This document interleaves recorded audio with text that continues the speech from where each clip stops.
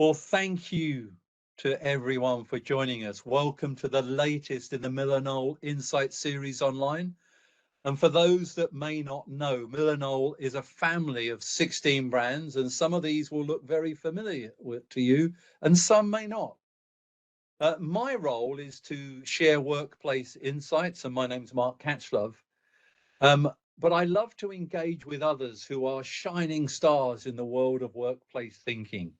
And we've managed to get one of those today. Today's speaker is Gethin Nadin, who's a psychologist, an author, and his role is Chief Innovation Officer at a company called Benefix. Gethin is an award-winning psychologist, and he's helped some of the world's largest organizations to improve their employee experience and well-being for more than 2 decades.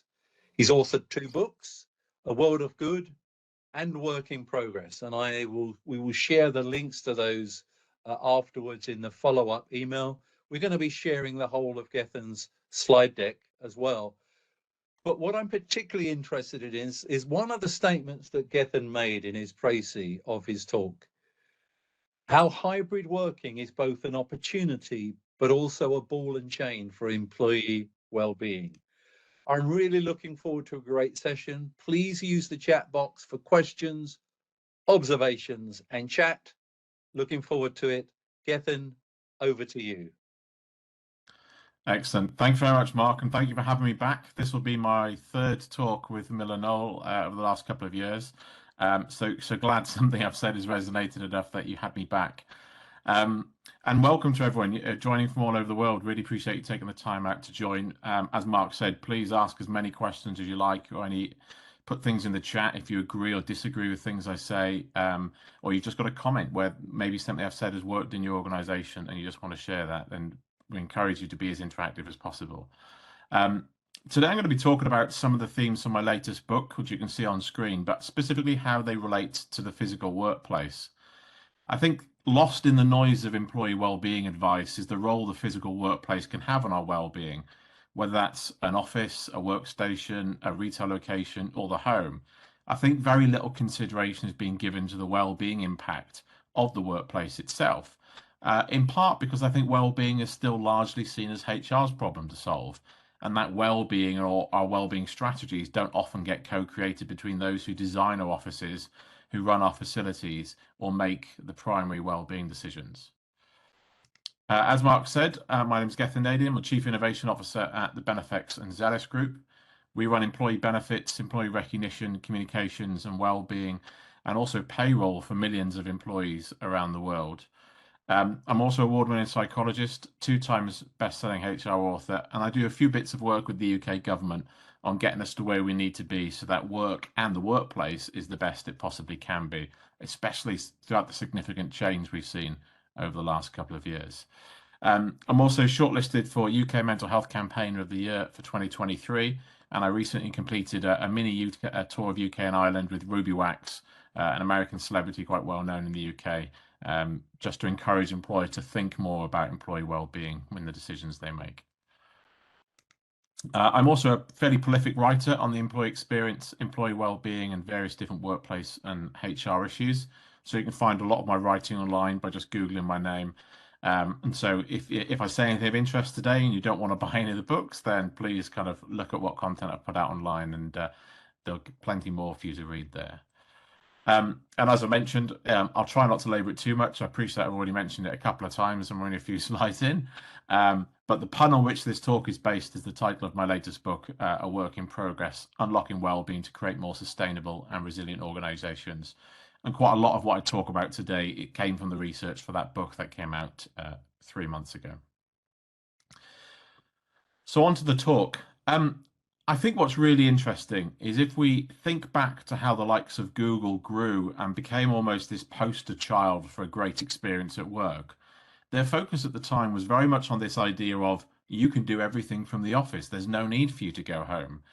They brought in street food markets into their offices so employees wouldn't need to go out for lunch. They created nurseries so people could effectively bring their kids to work. They created sleep pods so people could nap and sleep at work. And they even allowed employees to bring the dogs to work. But 10 years later, it almost feels like we're flipping that around. An employee can now join meetings from home. They can access collaboration tools from home. They can arguably and subjectively better take care of their well-being from home. And by being home, they can better protect themselves from viruses like COVID-19. And so we've seen this huge experiment over the last decade of what the physical workplace is there for, what it's great at, what it's not so great at, and where somebody should work given the choice. And I think many of us on this call today will know that every day, somewhere around the world, a poll is being created or an article written about home versus workplace. But what many fail to understand and appreciate is that for those who do get a choice over where they work, those two options are not mutually exclusive. I think we now have enough evidence for the vast majority that they still want to see and they still see a place for the physical workplace and they still want to go to a physical workplace given the choice. And for those that not only want to work exclusively at home or remote, I really think we need to be ensuring that the decisions those people make are fully informed. Most people on the street do not have the knowledge and experience that all of you listening and aren't privy to this kind of research. So they don't really get to grips with the negative effects working from home might have on them and the positive effects of the office. And just to clarify all of this is from somebody myself who has worked remotely for the 10 years before the pandemic began. So I'm fully aware of what that experience looks like. And of all the research I've done over the last few years, and every wellbeing consultancy session I've ran with the hundreds of global customers that I work with, as well as my own kind of meandering experience over the last decade or so as a largely remote employee, I've come to the conclusion that the physical workplace remains a critical part of the employee experience. And I want to take you through a few main points as to why I think that is. So my first point is that collaborating from home is very difficult. The value of physical togetherness in an office is pretty notable when we compare that to working from home. And research shows that more than half of workers feel that collaborating with others is much harder to do at home. And more than half say that staying up to date on what others are working on and seeing what projects are going on in the business is also more difficult to do when working from home. And so, despite the experience of working from home for almost the last 2 years, the vast majority of organizations believe that the physical presence of workers is actually going to be critical at some kind of regular frequency. In a recent study by Microsoft on 122 billion email exchanges and 2.3 billion meeting interactions, showed that although the number of interactions that increase within an employee's immediate teams and the close networks in which they work, during remote work, interactions with that kind of secondary network are starting to shrink. So those moments of innovation and cross-pollination might not be happening. And so the people that we immediately work with in one team, we are having a lot more regular contact with those people than we did when we were in person for the majority of the time. But for that second and tertiary kind of, if you imagine that as a kind of circle going outwards from yourself and your team, we're having less of those casual interactions with those people who work in other departments and other teams. And I think the problem I see with some of the results of the research in this area is that if I'm an employee that likes to work remotely or at home, and I start to admit that collaboration is hard and networking is hard, I think most people think that option will be taken away from them. I think there is fear that means we aren't getting the true data. So when we ask people about what the home working looks like, people are afraid to tell us the negative because they don't want the reality of home working as an option to be taken away from them, for that privilege to be able to be removed. So I think part of this is being able to say that, yes, working from home makes collaboration much more difficult. And so one of the primary functions of a physical workplace should be about collaboration. And I think an offshoot of that idea is that the office or the workplace, the physical workplace, is the new off-site. So historically, whenever we got managers together and we designed off-sites where we put people in certain locations like hotels for a day or two, and they were all about kind of strategy and bringing people together and building that connection. I think the office interaction nowadays can be thought out just like an off-site used to be. So we don't go in for the sake of going, and I think those days are over. People pretty much now understand that we can be wildly productive at home, but that productivity and collaboration are not the same things. And so the physical workplace needs to show and incentivize people to come back to the workplace for a set of specific purposes and to show the workplace and how it helps them specifically. So we talk a lot about why it's good for the employer, but why is it good for the employee? What are these well-being needs that are being met by the physical workplace that we're not necessarily talking about? And I think if we start to talk about collaboration and well-being and start to show how the physical workplace benefits the end employee, I think that starts to make a big difference to people's preferences. Point two as well, that I think always on doesn't happen as much in the physical workplace. The merging of home and the workplace drove this always on culture, which we saw impact employee health throughout the pandemic. We saw that burnout was at record levels. We saw employees stuck in this trap of overworking to compensate for being out of sight and feeling like management didn't see them working. Half of remote workers say they never fully switch off from work.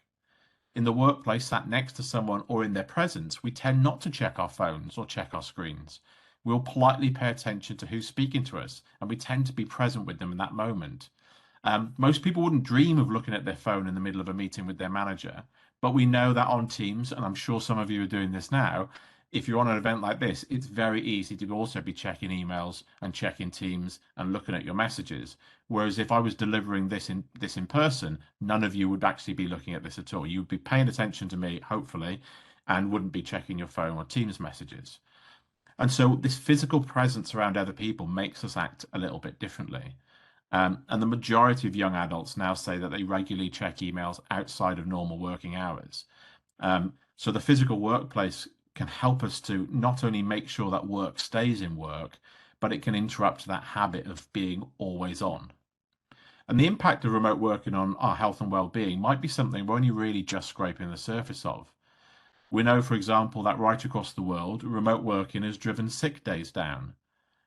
But are people getting less sick or just working at home when they might usually call in sick? So what might prevent you from going to a physical workplace might not actually prevent you from working from home. And so I think we start to need to think about how do we re-clarify what things like sickness are, so that if you're at home but you're sick, you are off sick and you're not coming into the work sick, etc. And I think we've also started to begin to understand part of why overwork became so prevalent since the start of the pandemic. An analysis of consensus and survey data published last year found that Americans spend around 60 million fewer hours commuting, and that most people now admit that spending that time, those additional hours, are now being spent on work. So we made the working day longer without really thinking about it. By removing the commute from some people's lives, they actually started committing more to the workplace, and that might explain why productivity has gone up so much while people are working from home. But I think that should be a bit of a concern to us, because I think commuting might be a really important part of our well-being. So the act of traveling to the physical workplace interrupts this kind of routine that can actually be pretty bad for us. So when we work in an office, we tend to sit less and walk more. We walk further to go to meeting rooms and stock rooms. We wander around more and go out for lunch. These fairly small additional movements contribute quite a lot to our regular physical activity, not to mention things like the mild exercise we get from walking to and from the workplace or a bus or tram or train station. And the physical workplace acts also as a barrier between our home and work life. So many of us who were liberated from awful commutes during the pandemic found ourselves with a void that we struggled to fill, perhaps even without realizing. Where we originally thought the commute to the workplace was just getting us from A to B, it might actually be doing much more for us. I think for the commute, for many of us, had some kind of positive utility that we're probably only just becoming aware of. For many of us, the commute helps us decompress from work, to gather our thoughts, to put to rest any disagreements or confrontations we might have had during the day. The commute also helps us to reflect on our achievements of the day and to complete some kind of rumination. So something that's not only important to our well-being, but our success as employees is time to think, time to strategize and mull over ideas, to daydream. An important part of the creative process is giving ourselves time to ruminate and think about things. And without warning, I think we took that away from most people. And when we have a commute, again, whether that is walking to the workplace, whether that is a train, car, whatever that might be, it also helps us to stop something called role spillover. And so this is the idea that you don't take your work attitude home with you. I'm sure for many of us, if we acted like the manager at home, your home life would start to suffer pretty quickly, and I'm pretty confident your relationship would. So the work starts to separate our work personas from our home ones. But what I'm really interested in as a psychologist is how the commute may have removed some element of predictability and routine from our days. So if we look at how people acted pre-COVID, we can see that our commutes were part of our daily rituals. And rituals are pretty natural human behavior. Since the early fire and tribe of what it is to be a human, saying our prayers at night, brushing our teeth, taking a shower, they're all part of our daily routine and our daily rituals. And so this ritual, this process that we repeat pretty much more or less at fixed times during the day, they add stability and certainty into a world that is pretty unstable and uncertain. And so when we're able to add some more of this predictability, it alleviates feelings of grief, anxiety, and can increase our confidence. And so those commutes structure our daily behaviors into kind of neat patterns. And within those patterns, we find safety. So to have this point in the day where you start work and you leave work and you bookend the day like that, that's actually starting to add some of this structure. And structure is written deep into the human genome. That predictability that it provides us is because when we can predict the future, we're less vulnerable to dangers that might pop up. And when we're uncertain about what to expect. And so partaking in rituals has become almost a base human instinct in many ways. And the research is starting to back this up. So we have evidence that when an employee deliberately thinks about the day ahead, that leads them to report higher levels of satisfaction with both their work and home lives. And so the commute allows us to move from one headspace to another. Even pre-pandemic research found that when the opportunity of a commute was missed, we became more stressed at home and work. We didn't have that ability to decompress. So by taking the commute away from some people pre-pandemic, we actually found that it was making their home and work lives more stressed. They didn't have those points to kind of calm down or gear up to the work ahead. The ability to detach from work in that way made us better employees. It made us better at our jobs. And a commute was giving us some of the detachment that we maybe no longer have depending on how we're working. And something else that we saw during the pandemic, and this formed part of one of the talks I gave for Miller Knoll a couple of years ago, was actually how keeping away from people is not good for our well-being. The physical distancing policies that were put in place all over the world to mitigate coronavirus had really adverse impacts on people's well-being. In a US study from March 2020, those people who distanced themselves away from others found that they had increase in depressive symptoms, anxiety disorders, and intrusive thoughts, as well as acute stress. And that effect remained when we accounted for people's social resources, so the amount of people and the size of their social network. So regardless of the size and quality of the relationship they had, just keeping away from people were putting their well-being at risk. And we saw this during the pandemic with dementia patients. So this is a group of people where regular social interaction is really critical to their overall well-being. For people with dementia, we know during the pandemic that social distancing measures resulted in a deterioration of physical health. And that leads us on to what I think is one of the most important pillars of well-being, and one where I think the future of the workplace will almost be entirely built on, and that's other people.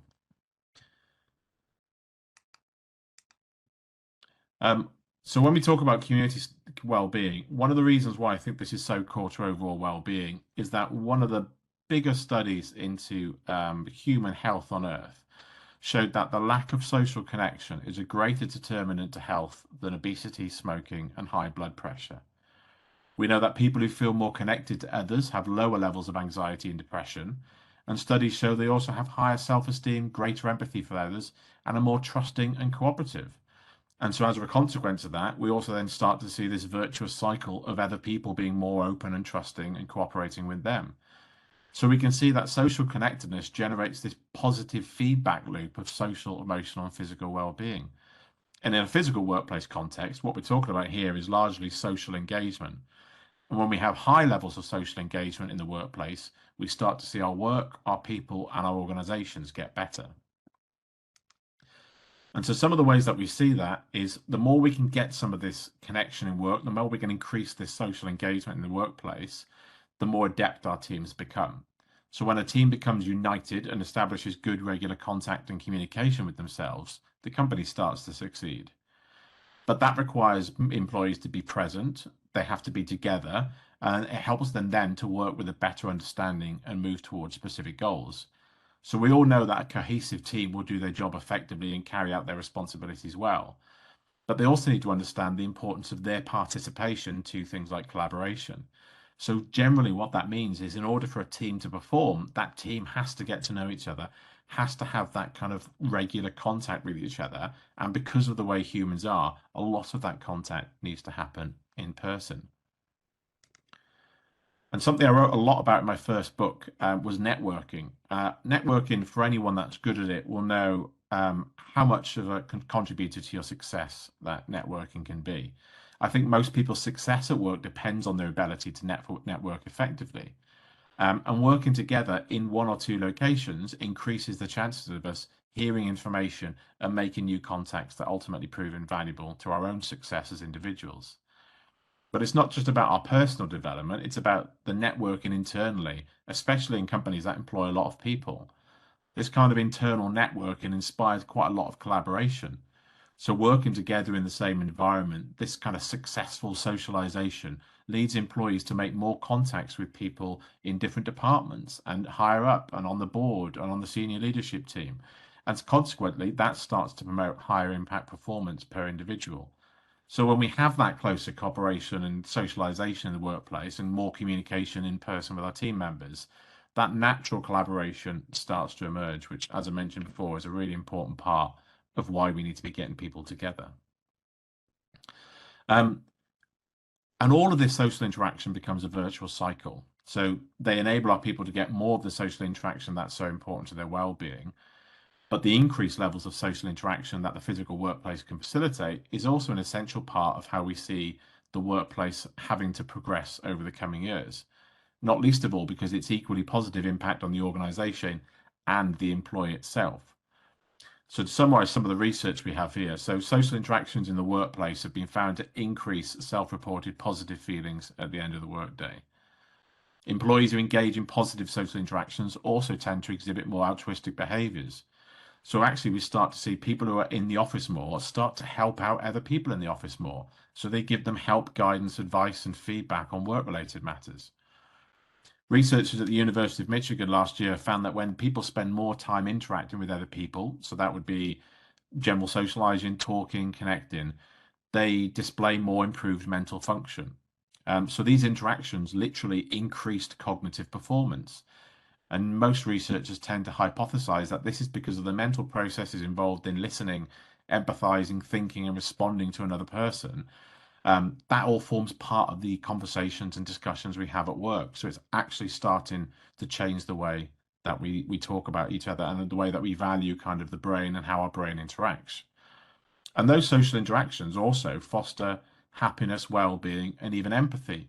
And empathy is a key leadership skill. You look at any of the reports that have come out of the last 5 years about what we need to see from our leaders and our leaders of the future. Empathy is a big skill that we're going to need going forwards. And getting back to the office is not only fulfilling this natural need to be around other people, it gives us more of an opportunity to empathize with others. Social interactions are crucial to growing our kind of social brain and our social skills. And one of those social skills is obviously empathy, widely considered, as I mentioned, to be one of the most crucial skills of the future. And we are endowed with different reflexes in our brains for social thinking. So our close relationships are so intrinsically linked to our overall health and well-being because they build certain biological systems that actually could protect us against things like stress. And so we find time and time again in the research that in response to more social contact, the brain releases oxytocin, which is a really important chemical to make us feel good about what goes on in life. And a slightly odd thing I wanted to talk about as well is a little bit more about the kind of casual encounters that we might have with people. So when we think about things like gossiping, gossiping is another thing that happens when we spend more time in person.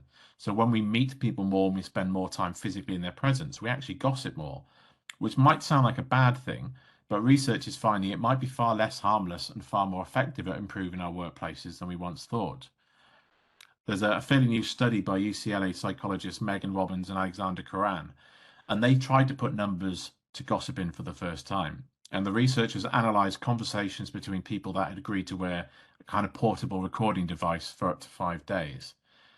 And their research found out that we gossip about 52 minutes a day, men the same amount as women. For anyone that might be throwing out a stereotype that women gossip more, the evidence is telling us that's not true.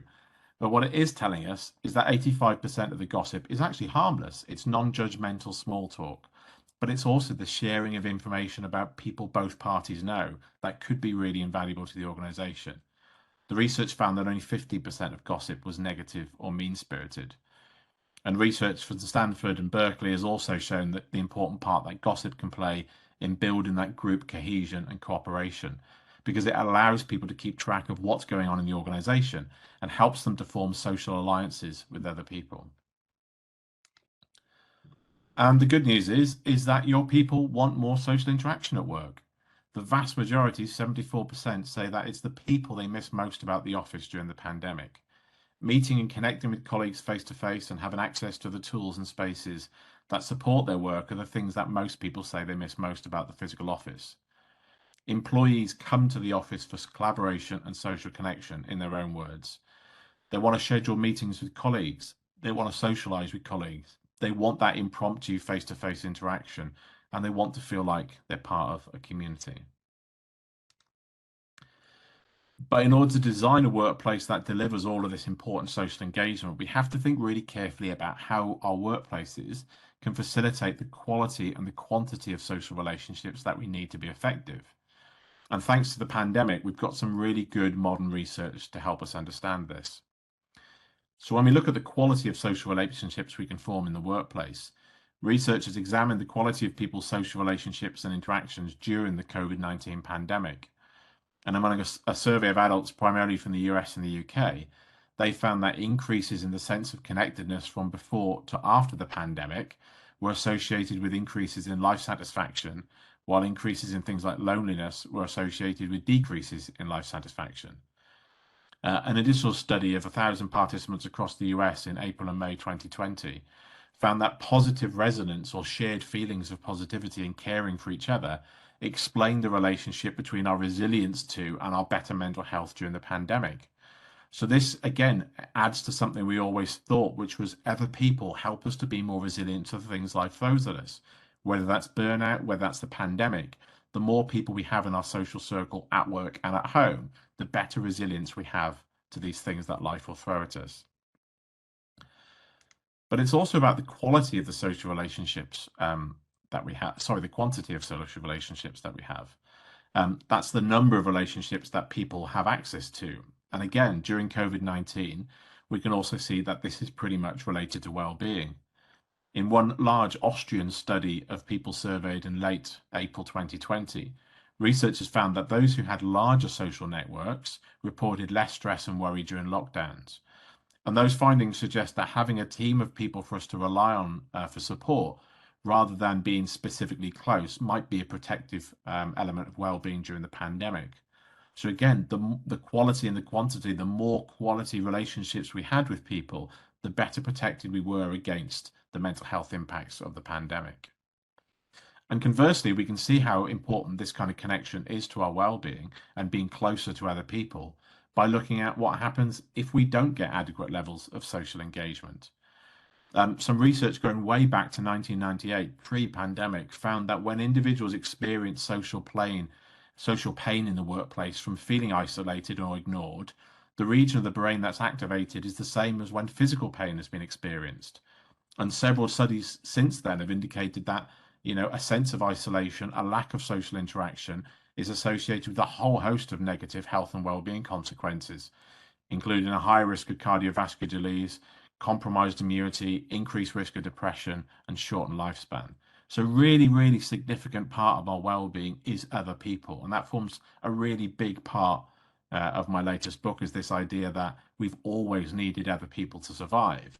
And whatever we go through next, a recession, a cost of living crisis, a pandemic, having other people in a support network is going to be really, really important.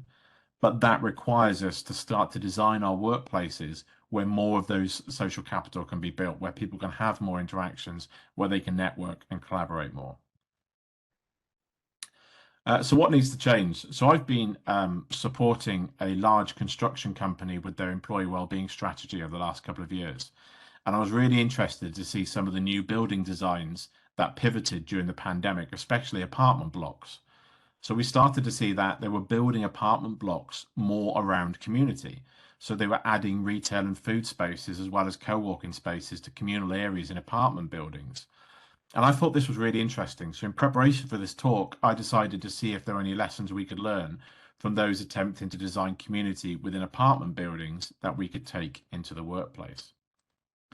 And one of the most obvious things was looking at high-rise living. So I'm actually coming to you now from the 8th floor of a 17-story high building. And so I know fully what it's like to live in somewhere where a neighborhood just doesn't happen in the same way that it might if you were living on a street in a house. And so if we look at that high-rise living, which again, I think is pretty similar to lots of office setups, we start to have some learning lessons that might be really useful to how do we design offices, especially if we're in large office buildings. For those people living in these types of dwellings in apartment blocks, interaction with their neighbours is really important in a number of ways. We know that social interactions are stimulated when residents have opportunities for contact with others, or if they live in proximity to each other and have appropriate spaces for this kind of social interaction. So, for example, we know that when neighborhoods provide things like shared pathways, so from one dwelling, one apartment to another, that can start to increase opportunities for social interaction. I think that's really, really important because that starts to mirror some of the work that was completed in Glasgow in Scotland in the UK a few years ago that looked at how we can create these kind of moments that matter among residents of a neighborhood. So in this one study, they encouraged more conversations at the end of residents' gardens or in stairwells and other communal spaces. So in a whole like neighborhood where that had apartment blocks and houses, people were encouraged to spend more time in those casual spaces. So if you came home from work, they asked you to kind of linger at the end of your garden at your garden gate for a little bit longer, or hang around for slightly longer in a lobby area of apartment building, that kind of stuff. And what they found is that the more of those casual encounters that could be created because of people spending more time in those areas, the stronger the bonds people built with their neighbours and the larger their social capital became. So what they found after a pretty short study was actually some of those neighbours were becoming so close to each other. When one of them had a wife that passed away, the neighbours were making food and taking that to the widow's house. And so they actually managed to falsely create more people to lean on and rely on just by encouraging more of these casual encounters in a neighborhood setting. And conversely, when we look at private space in high density residential areas, we can start to see that actually social contact is reduced. So when high rise living doesn't have more of those spaces where people can interact and casually kind of hang out, people actually start to report lower well-being. And if you look at high-rise interactions, most of the residents who live in things like apartment blocks, most of those social interactions take place in what we call circulation areas.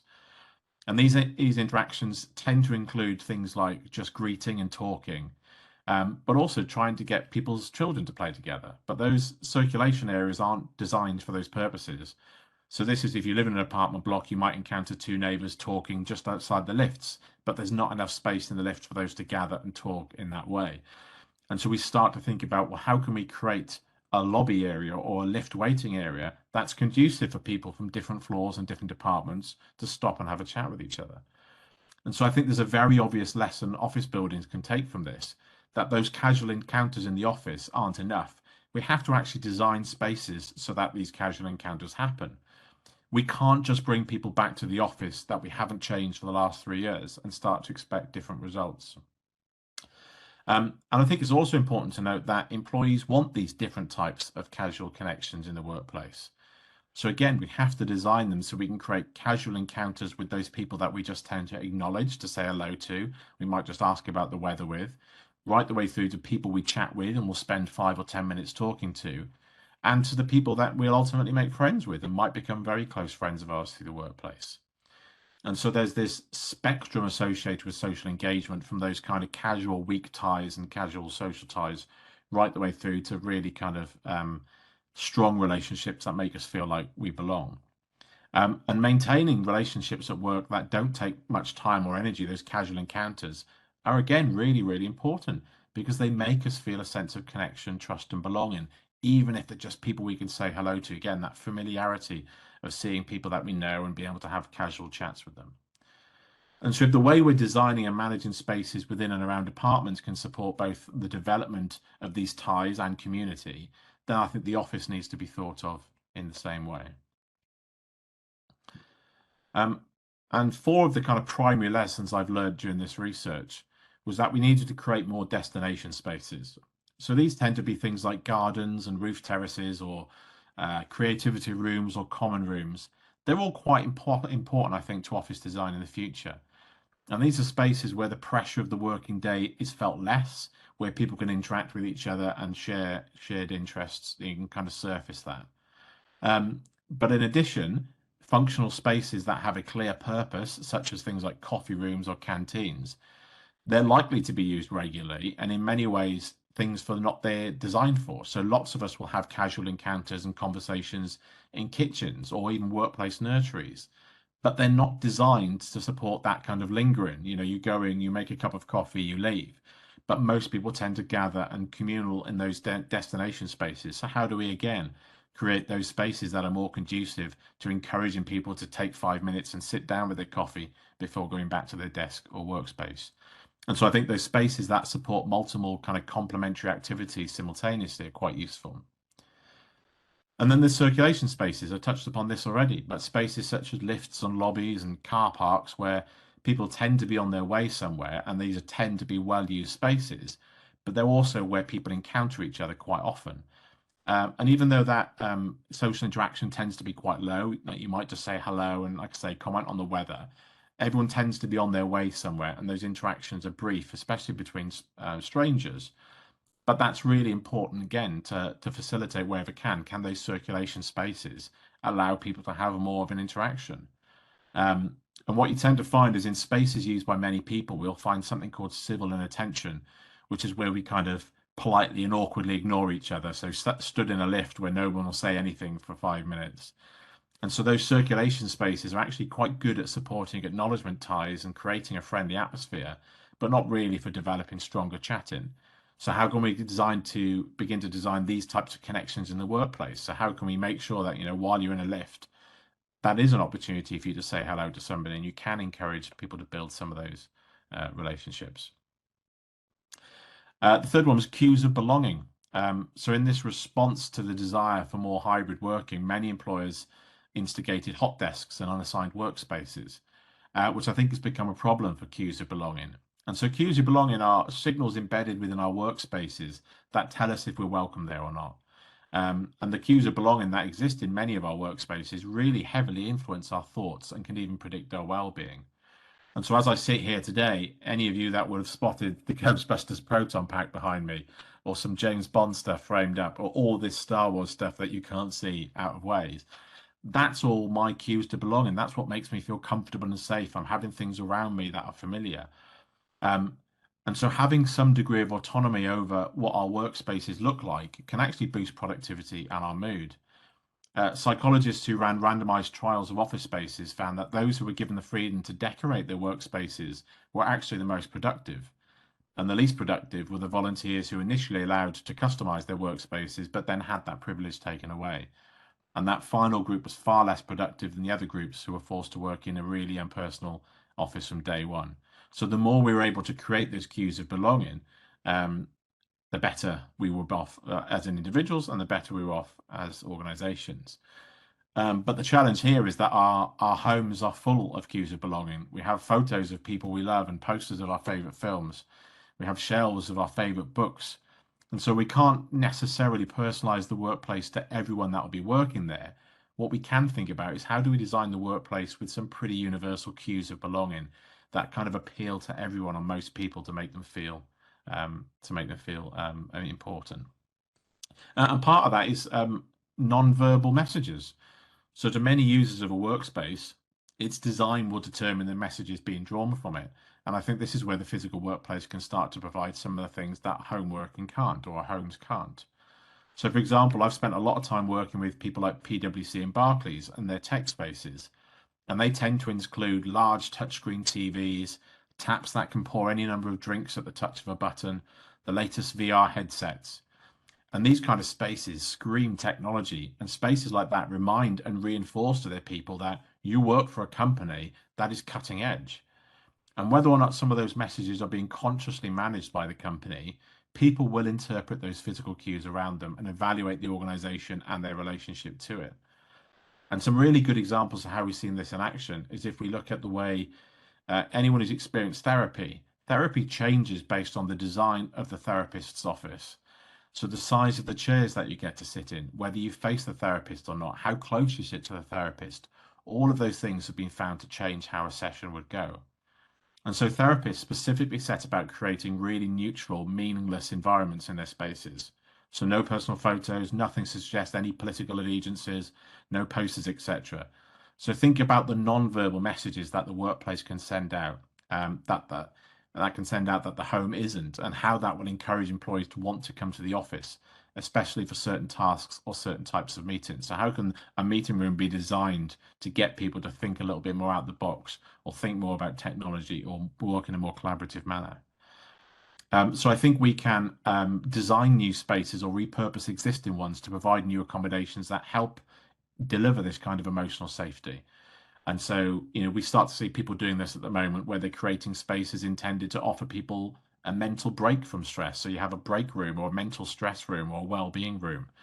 But also some of the signs we put up and the images we use, all of these can offer cues to where I am and how I should feel.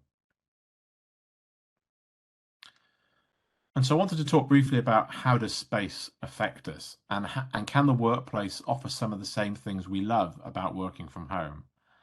Um, And the spaces that affect us is not something new. In spy movies, we often see how a cold room and an uncomfortable chair is used in an interrogation technique. So a strong example there, but we can create these environments that will actually make people feel a certain way. There are emotional and physical effects to the spaces that we're in. Um, and the physical effects of spaces can be really, really far ranging. Lots of spaces make some presumptions about the user of that space. So, that the cold, damp, concrete kind of interrogation cell is probably a really extreme example. But some of the smaller ways that we see things is um, how they acknowledge the user. So the things that we design our spaces, like these signs that we see in the workplace, we don't tend to see those at home. So we don't see locks on cabinets because they kind of assume theft. Um, we don't see lots of signs in the office because I think they assume stupidity, or people don't know what to do. Um, Bland wall colors, I think, assume that you're not going to spend any time here. And we even see things in the office like soap and toilet roll dispensers that just don't exist at home. We see notice boards and posters with instructions that don't exist at home. Our homes are warm and cozy, and I don't understand really why our workplaces can't get closer to that. And apologies for this really bad pun, but I think it's clear for most employees, a workplace that is entirely home alone is not going to be successful. There's going to be lots of employees for whom it works and who manage collaboration really, really well, who get the right levels of social interaction they need. But it's clear from all the data I've read that the vast majority need, having somewhere to go with people that they want to spend time with is going to be key, not just to the company or organization success, but to their own individual well-being. And the office has been designed and conceived from the outset as a place to carry out a very specific job. And most people's homes haven't been from a work perspective. And while it's now fairly universally agreed that for most of us, work will exist between several different spaces, I think it's important for us to understand why working from home works so well and why it's so attractive to our employees. And so there are some obvious things about the lack of commute and the saving money and the environmental impact and lots of the stuff that have been talked about during the pandemic. But home for most of us is where we have quiet and we have moments for self-reflection. For most of us, home is a private space where we strengthen bonds with other people. Inviting people into our home is an act of trust. It's an intimate space for the people that are closest to us. And it's where we can be ourselves more than anywhere else in the world. Home is a place where we can be ourselves. And as I mentioned, these cues of belonging, they become a shrine to everything that we like and love about life: books, art, movies, games, hobbies, animals, partners, family, everything. And in general, when we form an attachment to a physical place, it's because it's positively associated with our quality of life. So we have a powerful connection to the places that shape our lives. And using MRI brain scan technology, researchers have found that some of the key areas of our emotional processing in the brain are activated by places that participants say they have a strong emotional tie to. And lots of related research supports the idea that meaningful places endure a sense of calm and belonging. And these findings, I think, start to shed light on this kind of magnetic pull that working from home might have on so many of us.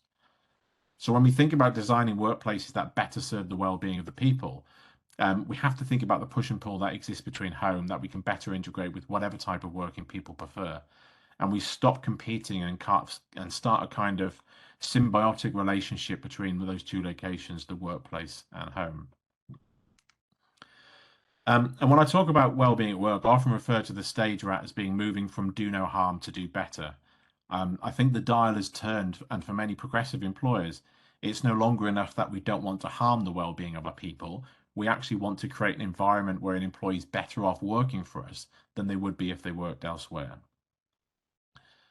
And with well-being, and with well-being being such a high-ranking part of employees looking to leave their employer and contributing to a challenging hiring environment, it's really important we get this right. Well-being is now the number one reason why employees say they will move from one job to another. It's the number one thing they look for when they're preferencing, after pay.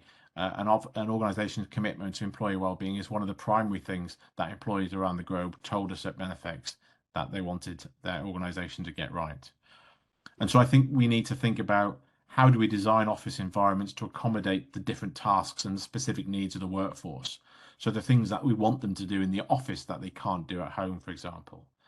We should be considering privacy, and private spaces and quiet rooms should be available for all those people who don't just want confidential conversations, but want time for focus and to get away from other people. That we design workplaces that foster opportunities for employees to easily connect and communicate, and that fosters employee innovation.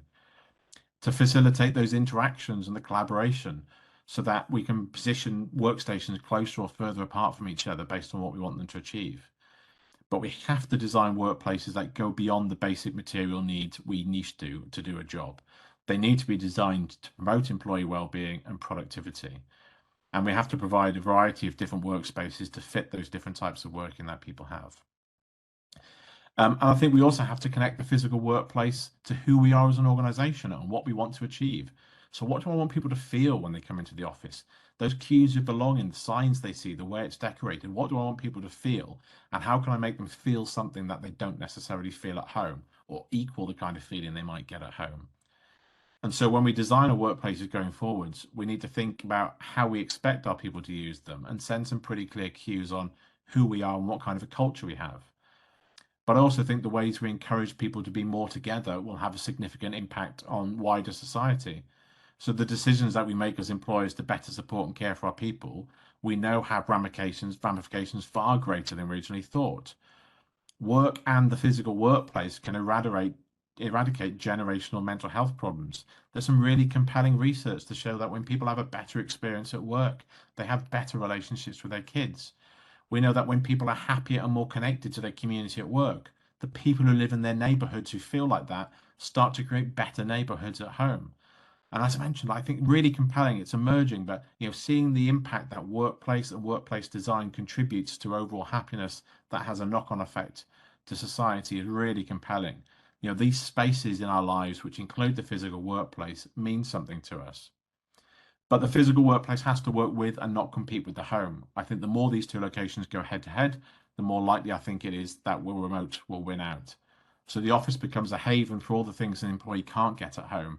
And the most important of those is other people. And so whether that's co-working spaces, localized hubs, offices, or creative spaces, people are one of, if not the biggest investment any employer will make. Ever people improve our well-being. And now for the first time ever, the employee is the most influential stakeholder in your business, more important than shareholders and investors, and in many data sets, even your customers. So getting the physical workplace designed for employees, not the employer, is where I think the secret to Workplace 3.0 will sit. Thank you. And you can read about it in the book. You can get this on Amazon in about 10 different countries. It's available Kindle and hardback.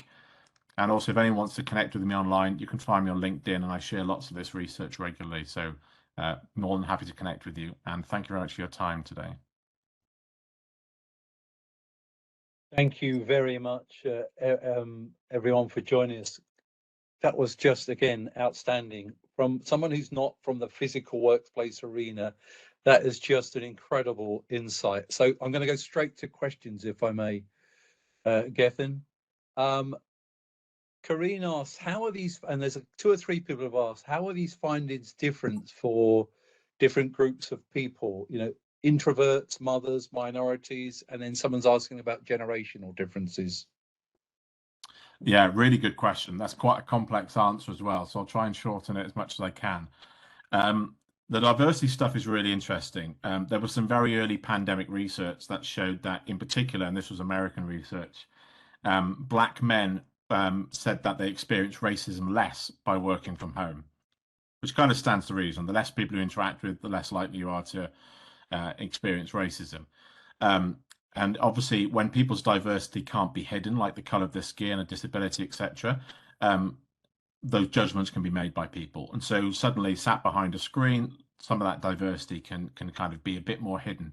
And so people get treated a little bit more equally. So that's a really interesting point.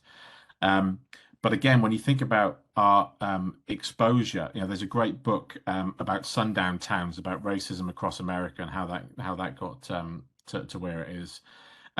What they found quite a lot is in some of these sundown towns where basically if you were a black person in those towns past a certain time, the sheriff would probably arrest you and people might do terrible things. But where that's emerged is some of those sundown towns, black people felt more welcomed where there were more black people. So the more that they worked with white people, the more that they were employed by white families, the more that they were seen in community, that representation made a difference. Being able to see that diversity made a difference to how inclusive they were.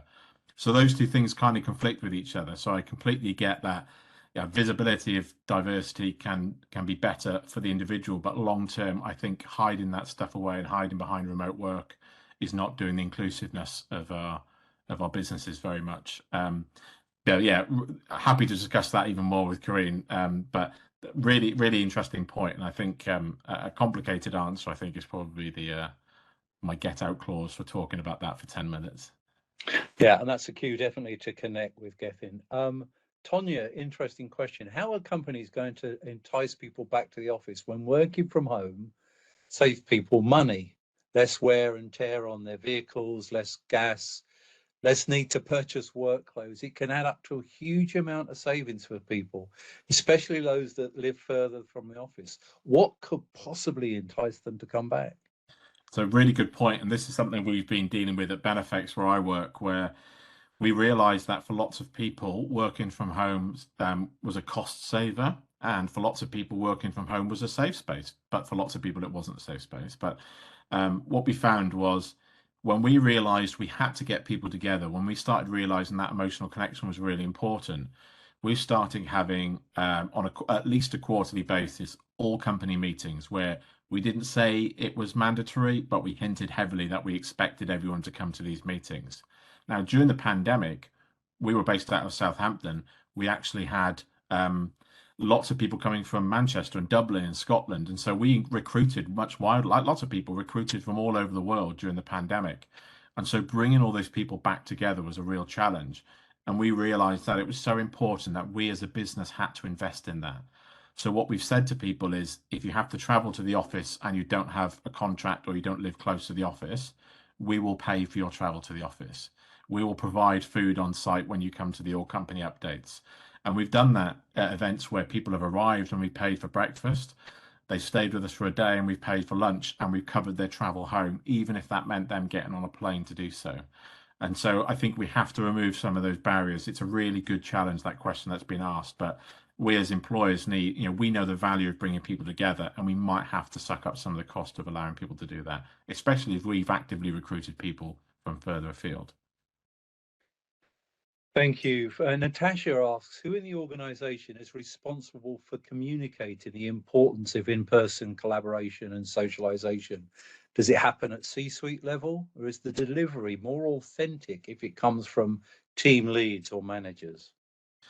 I think a lot of the well-being messages generally, when they're delivered by managers, resonate quite well because for most people, their experience of a business is their team and their manager. That counts for the majority of their time spent at work. They don't get much exposure to the board or the C-suite. So if you're a bigger organization, messages from the CEO can sometimes go over people's heads, but the message from their manager, they'll be really attentive to. I do think we have to think about what is the purpose of the message and the right person to deliver it. So in some organizations, HR is still seen as like the police of the organization. So if that's your company, then maybe they're not the right person to deliver it. But if you've got a really good culture and HR is seen as enablers of that culture, they would be the right people to deliver it. But I think what's missing from lots of communications I've seen is we aren't explaining to people some of the stuff I've covered today. Most people aren't privy to the information that all these people listening are and that we've just covered today. You know, they don't read workplace well-being books, they don't look at workplace books, they don't read HR books. So are we communicating them in such a way to say, look, we want to bring you together, not just because it's great for us as a business, but it's really important to you as an individual to take time out of your day to do that. And so I think when we start to show them some of the evidence we've got on today about how actually the more time you spend with your colleagues, the more likely you are to succeed, the better your well-being is going to be, those messages will start to resonate more, rather than just saying you've got to come to the office and it's got to be Tuesday and Thursday and thrusting that upon people. Great, thank you. Stuart asks, is there any research available regarding the impact on well-being when people are given individual choice about when and how they should choose to interact with the workplace, rather than being told when they should? There is. So if you look at the evidence behind some of the things that we can do in the workplace, flexible working by hours or location is by far one of the best things you can do for employees' mental health. Really, really rich evidence base to say that when you give people that autonomy and choice, their well-being's better, they perform better. The challenge you have as an organization is people avoid that flexible working conversation because they start to really think about the idea that everyone's going to be home on a Friday, no one's going to come into work on a Monday. People have different lives and different things that are affecting their lives. So allowing somebody to choose hours that mean, well, actually, if I work half a day from the office on a Monday and half a day at home, that means I don't have to pay childcare for that afternoon. Anyone who pays for childcare understands how expensive that can be. So allowing people to be able to make some of those choices frees them up to work in a way that works best for them. But it requires us as the employer to just trust the people that we work with. So we have to say, look, I trust you to make the right decision and then actually performance manage them in the right way. So we're less interested in the time they spend at work and where they work from and more interested in the output that they have. Thank you. And I recommend that you Google Douglas McGregor, research in the 60s about theory X and theory Y, which is this, either forbidding or permitting. And it's a really interesting research. So we're on the hour.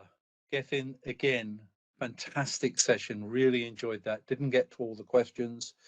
There will be a follow-up email with some links in and the slide deck. Do connect with Gethin on LinkedIn. The video will be posted to the Miller Knoll YouTube channel in the next 24 hours, but there should be a link in the follow-up email as well.